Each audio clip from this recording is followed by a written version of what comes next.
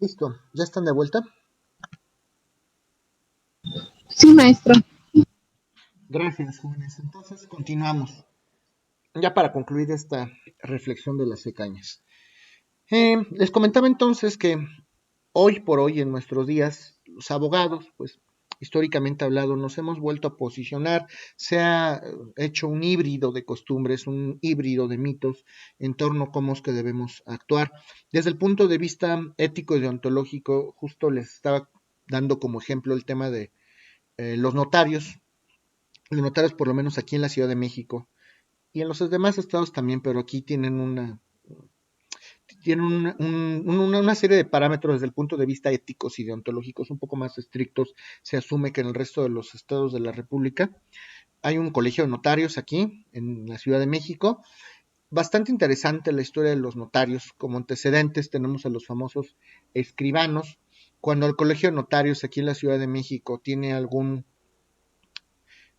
queja respecto a algún incidente entre los miembros justamente de este colegio, que son los propios notarios, pues usualmente sí les plantean algún tipo de visitas, hacen mucha fiscalización en las notarías, pudieran llegar a tramitarles algún tipo de eh, procedimiento administrativo, eh, aunque no dependen propiamente de alguna dependencia en particular, pues les hacen mucha fiscalización a los notarios desde el punto de vista tanto jurídico como ético y deontológico. Por supuesto que hay autoridades del gobierno dependientes del Consejo de la Judicatura, bueno, no de la Judicatura porque no son jueces, dependientes justamente de este consejo. Hay un consejo específico para los notarios en la Ciudad de México que constantemente les están haciendo a ellos revisión en torno a estos expedientes y en torno a su trato con los particulares. Esto refiere entonces que este grupo de profesionistas como abogados, que son además, tengan constante vigilancia en el desempeño de sus funciones para saber qué tipo de atención le están dando a los particulares, para saber cómo están atendiendo sus necesidades concretas, para conocer si están actuando con desempeño, si están actuando con base en la ley, si las escrituras que hacen son apegadas a derecho, etcétera. Entonces, todo es muy perfeccionable aquí en la Ciudad de México. Es un poquito más laxo en los estados, se los comentaba, pero eh, es bueno comentar esto porque por lo menos este sector, hablando de abogados, está un poquito más vigilado que otros sectores. En el caso de los jueces, solo hasta nuestros días hemos escuchado en las noticias justamente que se han llevado a cabo algunas visitas y algunos análisis a algunos juzgadores del Poder Judicial local que bien debieran haber concursado en una oposición para hacerse acreedor en algunas plazas, y creo que han localizado algunos, sin especificar alguna materia, en el noticiero lo estaban comentando, que han localizado algunos jueces aquí en la Ciudad de México que sin haber concursado en estas oposiciones, pues tienen alguna plaza inexplicablemente y se asume que en eso están trabajando. Entonces, pues eso no es ético, eso no es legítimo además. Y pues para que vean ustedes que en nuestro día se ha implementado un poquito más esta parte. En el caso de los litigantes, como les había comentado en otras sesiones y ustedes a mí, es un poco más abierto. En el caso de los litigantes, pues pueden llegar a pertenecer a alguna barra de abogados, la Barra Nacional de Abogados, y no es que sea forzoso, pero pues es bien visto en cuanto al gremio, en cuanto a los abogados posicionados en la República Mexicana más representativos, pues pertenecen a ese tipo de barras. Y solamente las autoridades, con comentarlo y concluirlo por parte de esta lectura, solamente las autoridades competentes, es decir, el Estado mexicano, concretamente la Dirección General de Profesiones, tiene autorizado emitir el título de licenciado en Derecho para los abogados. Solo el Estado tiene esta facultad para cerciorarse de que en efecto los abogados poseen los conocimientos suficientes y la experiencia en un momento dado para poder ejercer el derecho a nivel profesional. Esto implica tener necesariamente una cédula y implica y se asume que son también expertos en el área de las humanidades, aquellos que les tocó la educación preparatoria o en el bachillerato dividir por áreas, ya no sé si siga así, así era en mi época, había 4 áreas, el área 4, justo los que íbamos a estudiar derecho, pues se abocaba al área de humanidades, por lo tanto se asume por parte de las autoridades del Estado que el abogado tendrá que ser un experto entonces en esta área de humanidades. Hay algunos otros países que también pues, trabajan en algunos colegios de abogados para poder eh, establecer una directriz franca en cuanto a su ejercicio profesional, como es el caso de Sudamérica. Eh, por ejemplo, países como Colombia, como Venezuela, como Ecuador, allá los abogados no se les conoce como licenciados, sino como doctores. Allí es común que refieren el término doctor a los abogados. Hoy sabemos que el doctorado aquí es un grado académico. Hablar de un doctor no es necesario, no se refiere necesariamente a un médico, sino hablar de un grado académico, un doctor en la materia, un experto en la materia. Somos licenciados, después podemos aspirar a una especialidad que también nos dan otra cédula profesional, después una maestría y después un doctorado donde ya por la cantidad de conocimientos que tenemos en este sentido del derecho, podemos aportar algún conocimiento novedoso en esta área de conocimiento. Y pues hay universidades que también expiden conforme a sus propios planes académicos, que expiden sus propios títulos, pero finalmente todo esto tiene que estar validado por parte de las autoridades académicas del Estado. Entonces, justamente este brinco que se da de la abogacía del siglo XIX prácticamente al siglo XXI, pues ha sido inmesurable. Los abogados hoy, pues hay de todo en el campo de la abogacía. Hoy es difícil la competencia profesional justamente porque no sabemos quién tendría esa capacidad. Aparentemente podríamos ser éticos o no éticos, aparentemente podríamos conocer o no las reglas, y eso es uno de los verdaderos retos que hoy en nuestros días tenemos que confrontar. No sabemos cuál de todos estos abogados que está en el mar del ejercicio profesional va a ser el bueno, va a ser el ético, va a ser el justo, va a ser el axiológicamente correcto. No lo sabemos. Entonces, pues tenemos que hacer la diferencia y justamente para eso son estas sesiones, para que no nada más hagamos la diferencia desde el punto de vista jurídico o normativo, sino para que hagamos la diferencia desde el punto de vista axiológico, desde el punto de vista ético e incluso deontológico. Eh, entonces, podemos concluir algunas ideas derivadas justamente de esta lectura de las Cañas. Para empezar, el jurista o el abogado hoy por hoy se sigue asumiendo como un solucionador de problemas. Eh, es un profesionista que se va a abocar por su profesión a corregir aquellas disfunciones o aquellos problemas que se suscitan, no nada más entre particulares, sino también entre autoridades. Ya hoy ha evolucionado nuestro derecho público bastante afortunadamente y asumimos que también las autoridades en ejercicio de sus funciones pudieran pues ocasionar, obtener algún conflicto o entre ellos mismos o con los propios particulares. Es entonces esta área del derecho público la que merecería la atención de estos abogados que tuvieran alguna especialidad en el derecho público. Conflictos entre el Estado, entre autoridades del Estado o entre el Estado y particulares.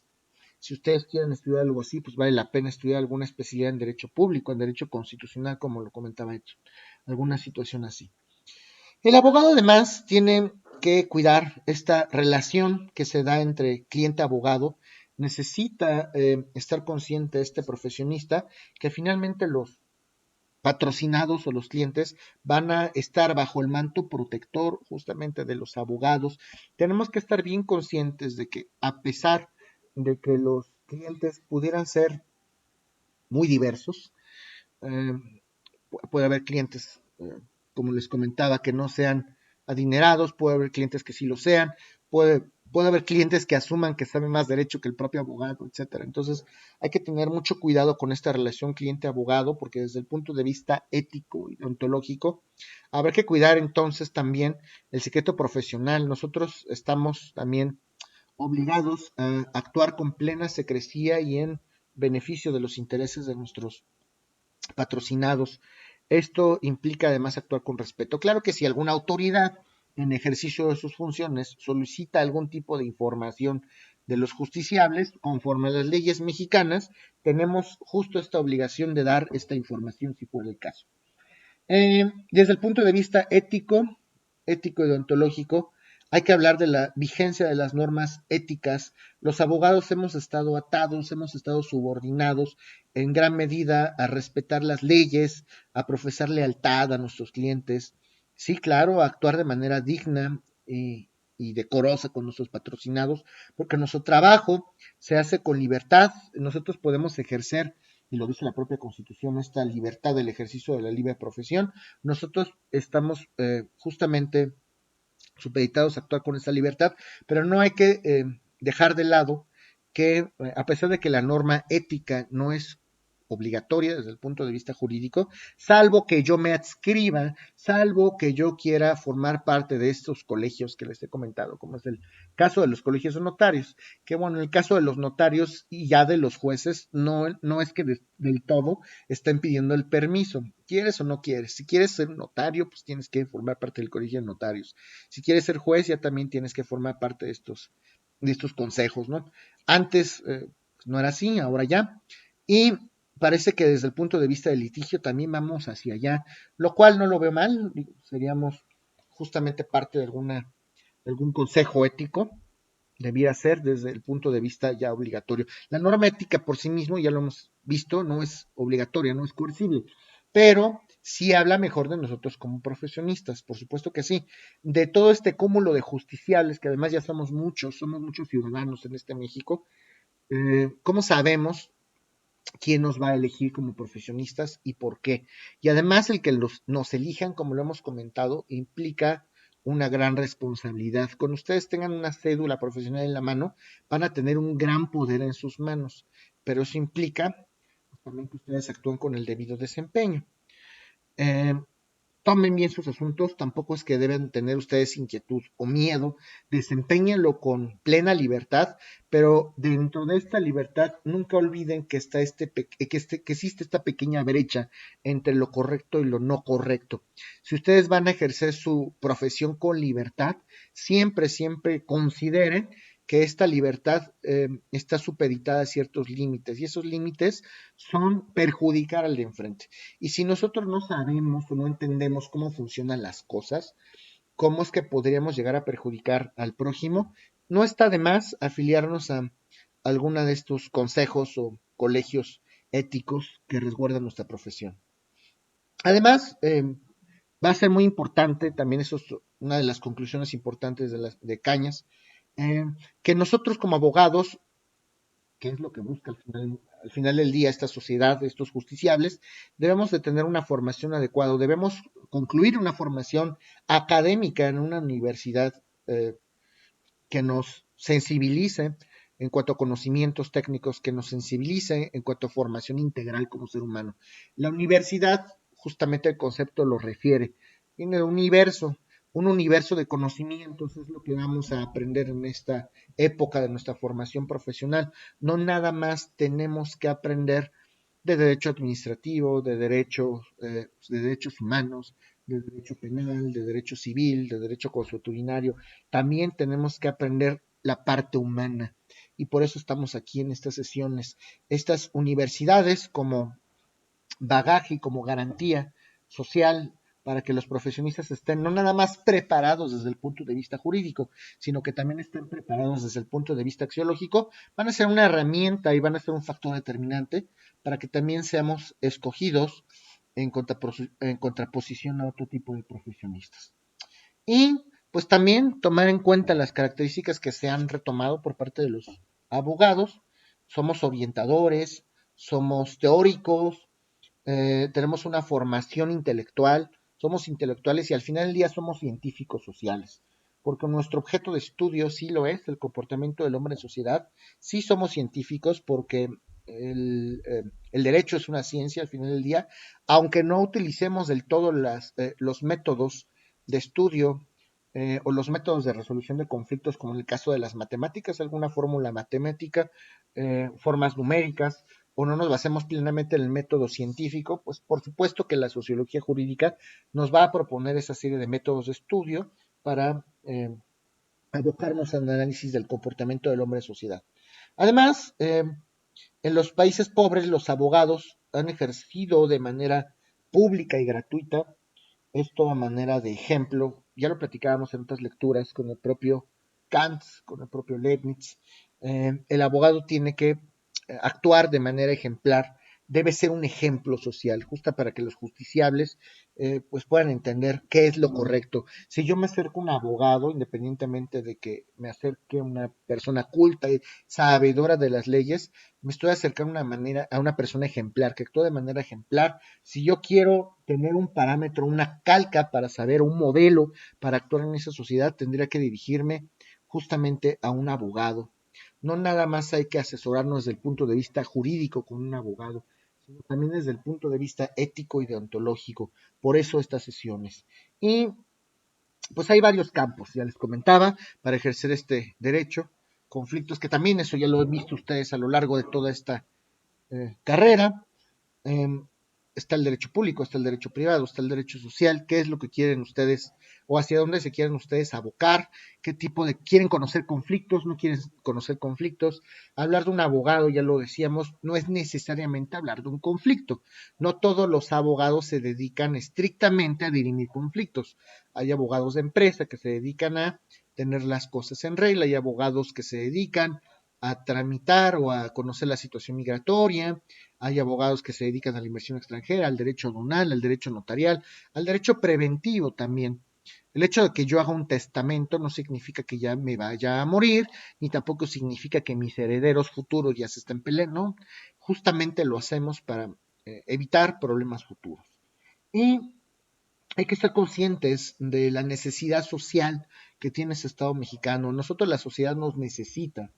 Y eh, hablar de estos códigos de conducta éticos o deontológicos significa autorregular nuestra conducta. Si bien nosotros tenemos esta libertad para ejercer plenamente nuestra profesión, también se vale que podamos autorregular nuestra propia conducta y obedecer las leyes en todo momento, por supuesto.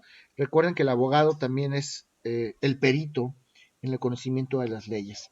Gracias a esto, pues vamos a estar en posibilidad de construir paulatinamente, seguir edificando este edificio de la abogacía que hasta el día de hoy pues nos ha favorecido tanto. Si nosotros escogiéramos un cúmulo de profesionistas que fueran necesarios para la construcción en México del futuro, eh, o incluso hablando ya de muchos años en el futuro y muchos, si tuviéramos que colonizar, por ejemplo, otro tipo de planeta, ¿qué tipo de profesionistas serían a los que llamarían?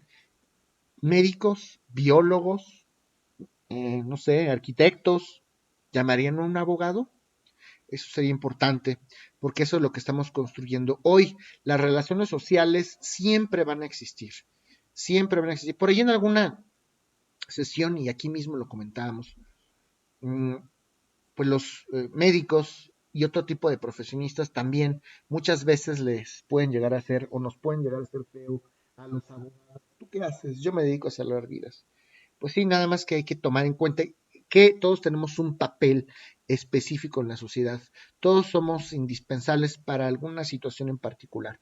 Nosotros tenemos que estar conscientes justo de que trabajamos momento a momento con relaciones sociales.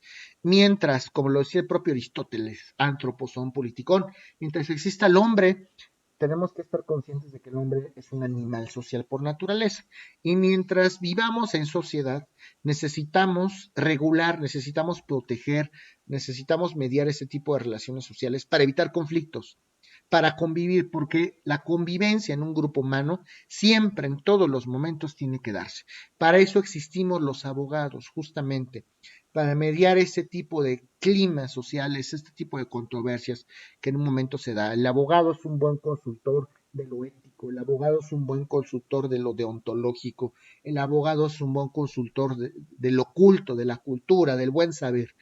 Entonces, díganme ustedes si es necesario o no un abogado en la sociedad en general, no nada más mexicana. ¿Alguien tiene alguna duda o algún comentario de estas reflexiones que acabamos de concluir?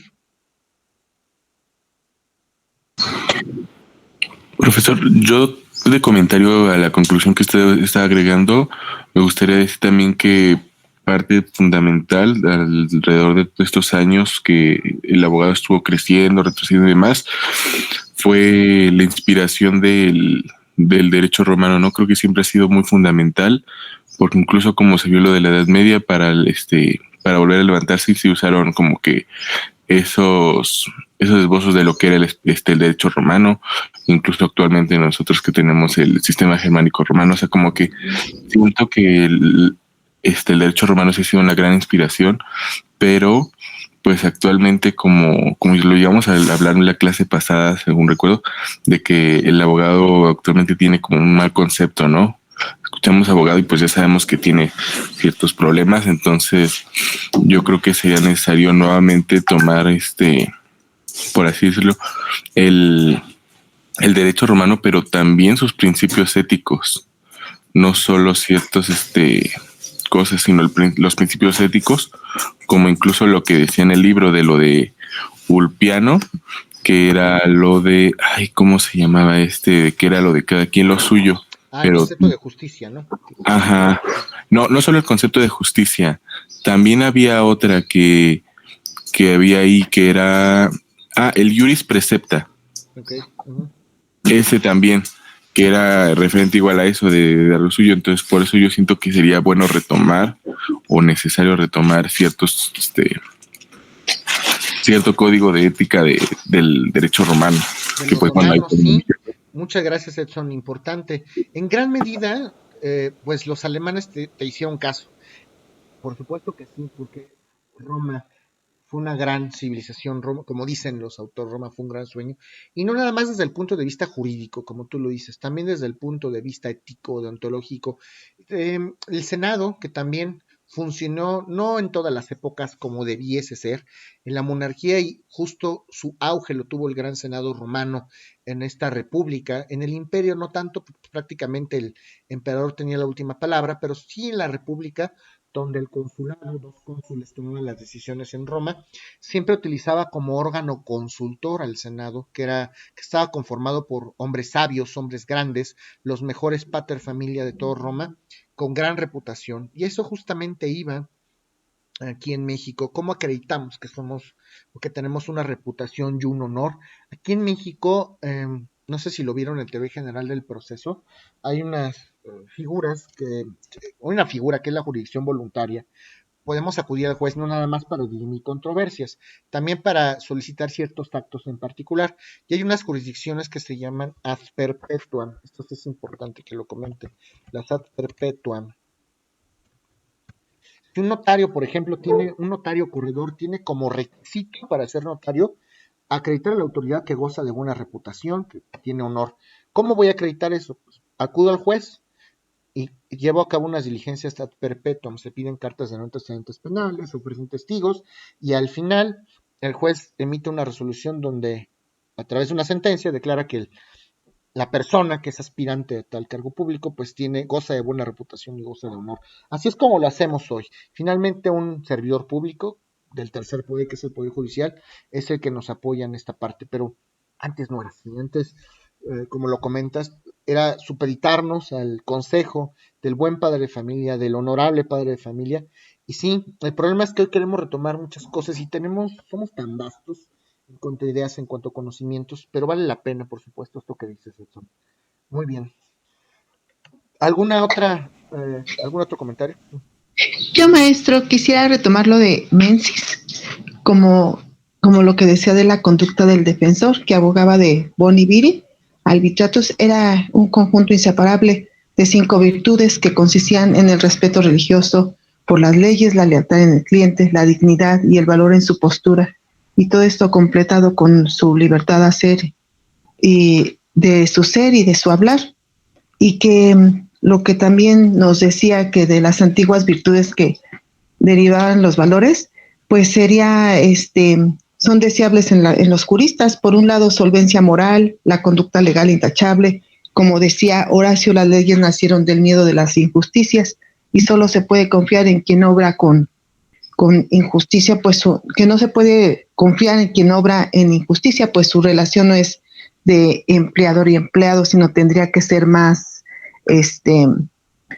sino de patrón o patrocinado, ¿no? O sea, y la dignidad también porque se puede considerar un honor en el que se ha confiado los bienes y los derechos de otro O sea, uno tiene que tener el honor de que le están confiando pues su libertad,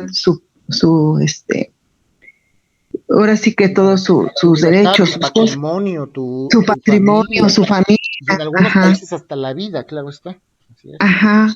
Entonces, pues ahora sí que debería de ser la defensa, no puede y que la defensa no la podemos abandonar mientras se considere que sea digna de ser defendida. Es correcto. Muchas gracias. De hecho, esto es justamente el objetivo de esta materia. Si lo están percibiendo así, si están concluyendo así las cosas, entonces quiere decir que vamos bien. Esa es justamente la idea de este curso, que ustedes hagan conciencia de estos temas.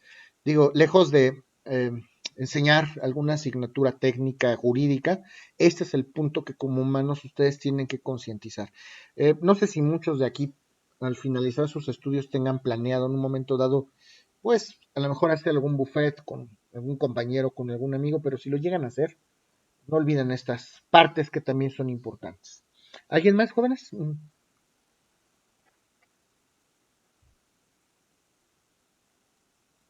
Ok.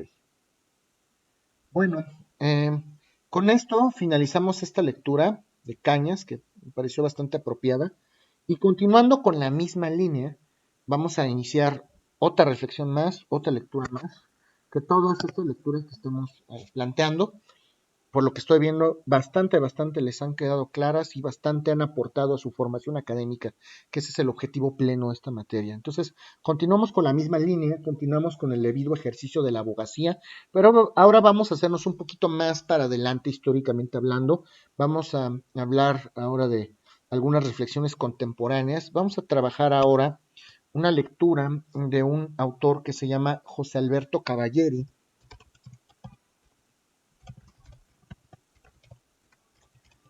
José Alberto Cavalleri. José Alberto Cavalleri, aparte de ser mediador de justicia, no nada más aquí en México, autor de profesión y docente, se ha dedicado a publicar en varias revistas de investigación jurídica algunos artículos referentes a la ética y la deontología jurídica, justamente el campo y justamente la asignatura que nos ocupa en este momento. Ha trabajado también como mediador y como ponente en la Corte Interamericana de Derechos Humanos, algún puesto ha tenido por ahí o alguna asignación ha tenido por ahí, entonces ha dedicado también parte de su desempeño profesional justamente a trabajar en esas reflexiones en torno a la ética y la deontología jurídica y concretamente también al desempeño y a la formación profesional y ética de los abogados. La lectura que propone o la reflexión que propone Cavalleri se titula La formación del abogado, también, como ya es costumbre, se las haré llegar en su momento, la formación del abogado contemporáneo, a ver,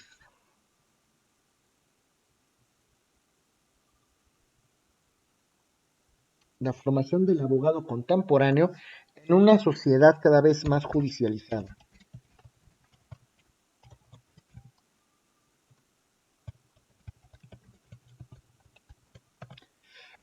Así se llama la lectura que propone José Alberto Caballero, la formación del abogado contemporáneo en una sociedad cada vez más judicializada y como buen ponente de la Corte Interamericana, pues va a hablar en gran medida de este código deontológico y de la ética en torno al respeto a los derechos humanos en territorio nacional.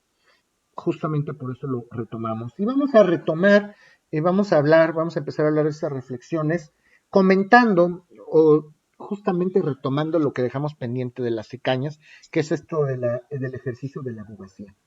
En nuestra realidad, como lo hemos comentado, el papel del abogado ha atravesado por una serie, por un proceso de cambios, lejos de lo rutinario, lejos de lo ortodoxo hacia lo práctico. Entonces, no hablamos de un papel del abogado como no hablamos del abogado como una figura propiamente establecida, sino hablamos ya de un cambio del abogado, de la figura del abogado en torno a lo práctico. ¿Qué necesitamos socialmente hoy? Ya no hablamos del abogado como estatus, con una figura de estatus, una figura de poderío, como un solucionador de conflictos, nada más como un consultor. Ya vamos a referirnos al abogado desde el punto de vista práctico, es decir, antes la sociedad, fíjese el cambio de chip bastante interesante que propone Alberto Cavalleri. Esta lectura que acabamos de platicar, de Cañas, propone justo que la sociedad necesita del abogado, que el abogado era un ser inalcanzable, que gozaba de reputación, que el abogado era un conocedor, un verdadero intelectual. Ahora es al revés. Fíjese este enfoque primordial que damos con Cavalleri. Ahora, ¿qué necesita la sociedad del abogado? Al revés, ¿qué necesitamos nosotros tener como abogados para satisfacer las necesidades de la sociedad? Ya no es qué necesita tener el cliente para que pueda contratarme, como se hacía en la Edad Media, incluso en Roma, ¿no?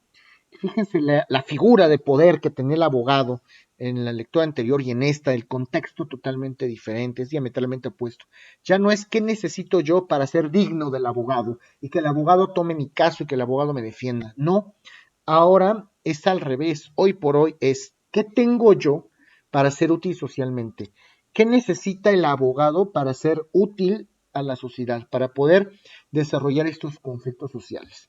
Y entonces, justamente comienza a hablar Cavalleri, una reflexión en torno al capitalismo, que como doctrina propiamente, hablábamos de Marx y Engels, hablábamos de esta diferencia de clases sociales. A ver, Marx establecía que existe la clase adinerada, la clase burguesa, la que es dueña de los medios de producción, la que tiene el capital, y también están los proletarios aquellos que no tienen el dinero, pero tienen la fuerza de trabajo y que van a desarrollar. Desde estas ideas del capitalismo, en el manifiesto del Partido Comunista, el mundo cambia radicalmente. Nos volvimos en cierta medida un mundo capitalista, un mundo dependiente del sector económico y todo gira en torno al dinero, dinero, dinero, porque en primer lugar queremos satisfacer nuestras necesidades primarias y en segundo lugar pues necesitamos posicionarnos, tener un estatus socialmente hablando. Entonces, ¿qué necesitamos del abogado? ¿Por qué contratamos un abogado hoy?